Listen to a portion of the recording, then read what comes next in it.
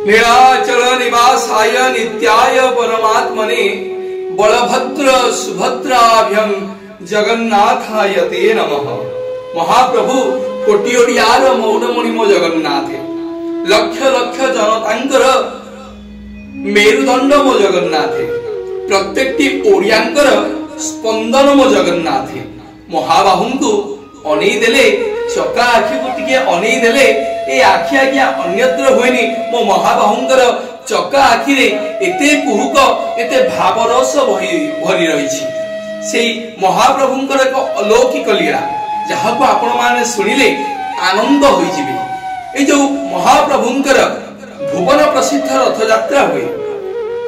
वर्तमान जो तीनोटी रथ होची पुराण प्रमाण दिए जे परवर्ती मुहूर्त रे काले 6टी रथ निर्माण होउथिला। ए जो बड़दांड देई एक नदी बही जाइथिला जो नदीर ना मालिनी नदी। ए मालिनी नदी रे जगन्नाथ महाप्रभु श्रीमंदिर पाखरु तीनोटी रथ रे विराजमान करी ए नदी तट को जाउथिले एवं सगड़ रे डंगा साहाय्य रे ए नदी की पारी होई तापर सेपटे आउ तीनोटी रथ दंडायमान होई रहुतला एवं से रथ रे महाप्रभु विराजमान करी गुंडीचा घर को जाउथिले।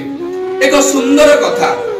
जने जेमादेई थांती जहांको ना होची श्रद्धामणि देवी एवं ए श्रद्धामणि जेमादेई प्रत्येक दिन जगन्नाथ को दर्शन कले महाबाहु को दर्शन कले जल तुलसी ग्रहण कले तापरे अन्न व्यंजन से ग्रहण करती। जेतेबेले श्रद्धामणि देवी गुंडीचार समय चली थाए महाप्रभु नवदिनात्मक यात्रा पई श्रीमंदिर बाहरी गुंडीचा घर को जाइछंती हठात प्रबल वर्षा हला एवं ए मालिनी नदी रे बन्या सृष्टि हे गला जहा फल देखि आउ जगन्नाथ महाप्रभु को दर्शन करिवा पई श्रद्धामणि देवी जाई पारलेनी एवं श्रद्धामणि देवी जे पर्यंत जाए जगन्नाथ महाबाहु को दर्शन न करचंती से पर्यंत जाए श्रद्धामणि देवी अन्न की जल तुलसी ग्रहण करंतिनी। एमती आज्ञा बहुत 2 दिन 3 दिन बीती गला श्रद्धामणि देवी देह बहुत असुस्थ हो गला। एते असुस्थ हो गला जे श्रद्धामणि देवी मरिबा को पड़िले। आ मो जगन्नाथ महाबाहु आउ आरोप मंडप रे सही पालेनी भक्त श्रद्धामणिंकर दुख काहेकि ना जगन्नाथ महाप्रभु परा भक्त पई सेति पई तो भागवत प्रमाण दिए भाव विनोदिया ठाकुर भक्त वत्सल हरि भक्तंक पई कले बर 10 मूर्ति धरी से होछथि मो बड़ियार भुज। महाबाहु कालिया शांत जेमिति श्रद्धामणि देवी मरिबा को पड़िले महाप्रभु स्वप्नारे जाई पहुंची गले श्रद्धामणि देवींकर कहले श्रद्धामणि तुमे मरिबा को पड़िछ मो दर्शन करिन बोली ए निय दर्शन कर। श्रद्धामणि देवी 2 हाथ को जोड़ी कहिले हे कोटि ओडियार मौडमणि हे लक्ष लक्ष जनतार जीवधन हे महाबाहु हे शरण पंजर हे चका आखि हे महाप्रभु पंकज मुख हे कालिया शांत आज मु जेमती प्रभु आपनक दर्शन करि पारलिनी जेमती प्रभु मु आपनक दर्शन करि पारुनी एमती केते मा आपनक दर्शन करि पारुनांती केते भक्त आपनक दर्शन करि पारुनांती। आपण टिके कृपा करंतु आपण टिके करुणा करंतु आजि ठारू आपनक जेमती समस्त दर्शन करिवे ए मालिनी नदी की कोन गोटे व्यवस्था करंतु। जे श्रद्धामणि देवी तमे गोटे काम कर आसंता काली तम राज्य रे डेंगुरा बजाओ जे समस्ते आसंता काली सकाळु सकाळु जाई समुद्र कूलरु बाली आनी श्रद्धारे ए मालिनी नदी रे पकई ए मालिनी नदी की पोती दियंतु एवं सावधान मन रख तुम राजकोषरु जेमती टंकाटिए पैसा खर्च होबो नै। जेमादेई सेया कले आज्ञा श्रद्धामणि देवी सकाळु डेंगुरा बाडीले समग्र राज्य रे घोषणा हे गला समस्त भक्त माने जे जेमितिका श्रद्धारे जाई समुद्र कूलरु मुठाए मुठाए बाली आनी के टोकेई रे बोही आनिला के गामुछा रे बोही आइला के सगड़ रे बोही आइला आनी परिपूर्ण करदेले मालिनी नदीठू सेई दिन ठारू जगन्नाथ महाप्रभुंकर जो 6टी रथ होउतला सेई दिन ठारू आजि जाए महाप्रभुंकर 3टी रथ रे महाप्रभु विराजमान करंती। भाई बलभद्र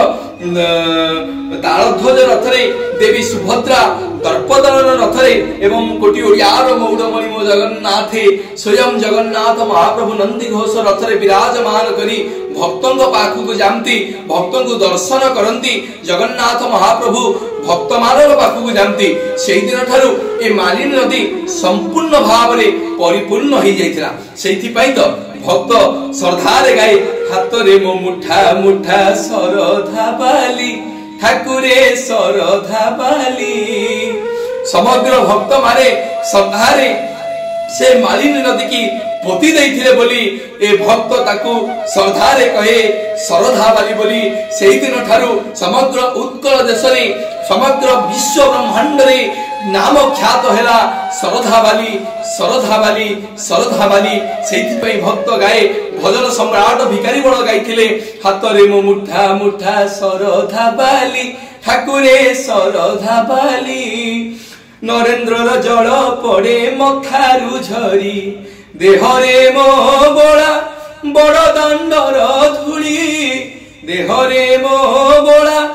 बड़ दंडर धूली चका डोला कह चका डोला कह चका डोला पर हेली की परी पर हेली की परी हाथ रे मो मुठा मुठा सरधा बाली ठाकुरे सरधा बाली नरेंद्र जल पड़े मथारु झरी आपण माने से महाप्रभुंकर श्रद्धा बाली को दर्शन करंतु जगन्नाथ महाबाहु को दर्शन करंतु जीवन रे जेते पाप करथिबे महाप्रभु सब हरि नियंती बोली भक्त तांको श्रद्धा रे डाके जगतर नाथ जगन्नाथ बोली बोलिए जगन्नाथ भगवान की।